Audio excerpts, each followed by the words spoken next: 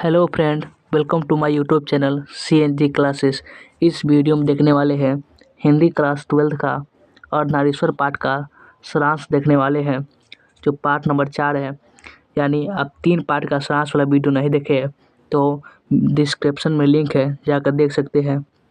अगर आपने वीडियो को लाइक नहीं किया है तो लाइक कर लीजिए और शेयर कर लीजिए और कमेंट कर लीजिएगा, और चैनल को सब्सक्राइब नहीं किए तो चैनल को सब्सक्राइब कर लीजिएगा। ये हमारा व्हाट्सअप नंबर है।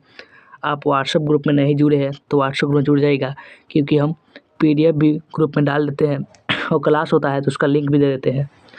तो चलिए शुरू करते हैं। अर्धनारीश्वर पाठ के लेखक कौन हो जाते हैं? अर्धनारीश्वर पाठ के लेखक हो जाते हैं रामधारी सिंह दिनकर। आपको बोर्ड एग्जाम में सारांश का क्वेश्चन 5 मार्क्स का पूछा जाता है। इसमें चैप्टर दे देता है, ऐसा पाठ का सारांश लिखे। आपको किस प्रकार से लिखेंगे, बोर्ड हो सकता है बोर्ड थोड़ा क्वेश्चन घुमा कर पूछ दे, तब किस प्रकार से लिखना, चलिए देखते हैं। हो सकता है प्रश्न इस प्रकार से पूछे जा सकते हैं। प्रश्न किस प्रकार से रहेंगे? अर्धनारीश्वर पाठ का सारांश लिखे, या हो सकता है अर्धनारीश्वर पाठ का भावार्थ लिखे, या हो सकता है अर्धनारीश्वर पाठ का केंद्रीय भाव बताए, या रामधारी सिंह दिनकर द्वारा और रचित अर्धनारीश्वर पाठ का सारांश लिखे। कैसे क्वेश्चन पूछे, आपका आंसर एक तरह से ही लिखना है। चलिए देखते हैं आंसर आपको कैसे लिखना है। आंसर लिखना है, अर्धनारीश्वर राष्ट्र कवि रामधारी सिंह दिनकर द्वारा लिखा हुआ एक निबंध है, जिसमें दिनकर जी ने अपने कल्पित भाव व्यक्त किया है। अर्धनारीश्वर राष्ट्र कवि रामधारी सिंह दिनकर के द्वारा लिखा गया है। रामधारी सिंह दिनकर को ही हम लोग राष्ट्र कवि कहते हैं, राष्ट्र कवि है राष्ट्र कवि रामधारी सिंह दिनकर।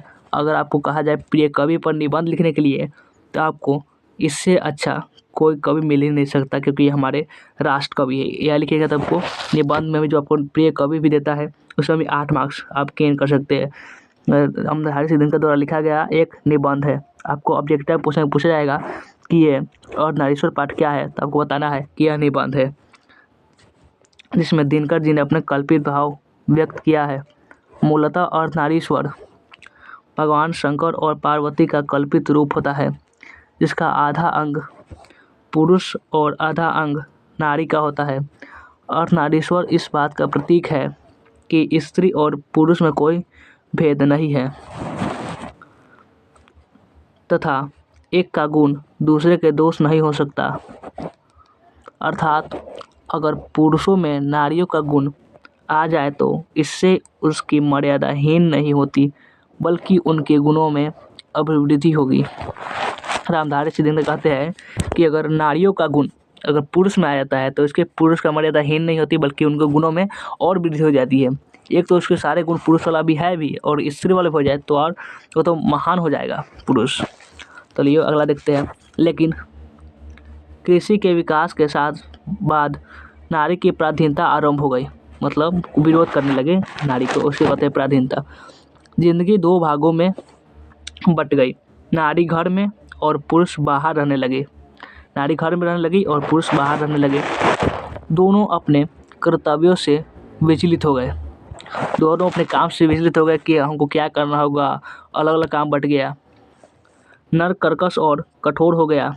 युद्ध में रक्त बहाते समय इस बात का ध्यान ही नहीं रहा कि रक्त के पीछे जिनका सिंदूर बह रहा है उनका क्या होगा, और न ही उन सिंदूरवारियों को ही फिक्र है। ये कहते हैं कि नर जब युद्ध करने जाते हैं तब का पूरा रक्त एकदम युद्ध में बहा देते हैं, और वो नई सिंदूरवाली मैंने स्त्री के लिए यूज किया गया है सिंदूरवाली शब्द का प्रयोग। अगला देखते हैं। अगला है, दिनकर जी कहते हैं कि अगर कौरवों की सभा में संधि वार्ता कृष्ण और दुर्योधन के बीच न होकर कुंती और गांधारी के बीच हुई होती तो शायद आज महाभारत नहीं मचता।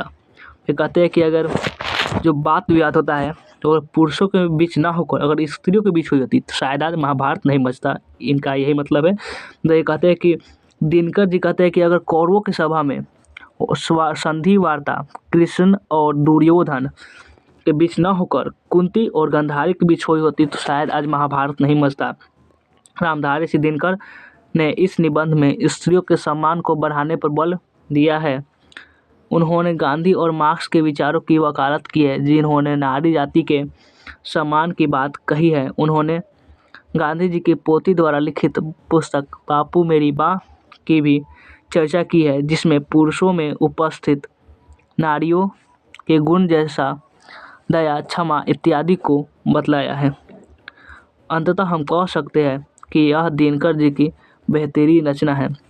आपको एग्जाम में एक समरसरांश का क्वेश्चन आता है, जैसे आपको देखा जाए तो आपको अर्थनारीश्वर बहुत बड़ा पार्ट है, आपको सारांश यानी छोटा करके उसे लिखना होता है।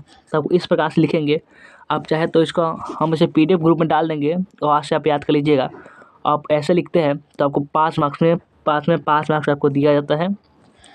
और पूरा चैप्टर का हम सारांश का वीडियो ला देंगे, जैसे कहीं से पूछा जाए तो आप आराम से लिख सकते हैं और हिंदी में 95% स्कोर कर सकते हैं। तो चलिए आज के वीडियो एंड करते हैं। आपने चैनल को सब्सक्राइब कर लीजिए और वीडियो अच्छा लगा तो लाइक कर लीजिए और कमेंट बताइएगा वीडियो कैसा लगा।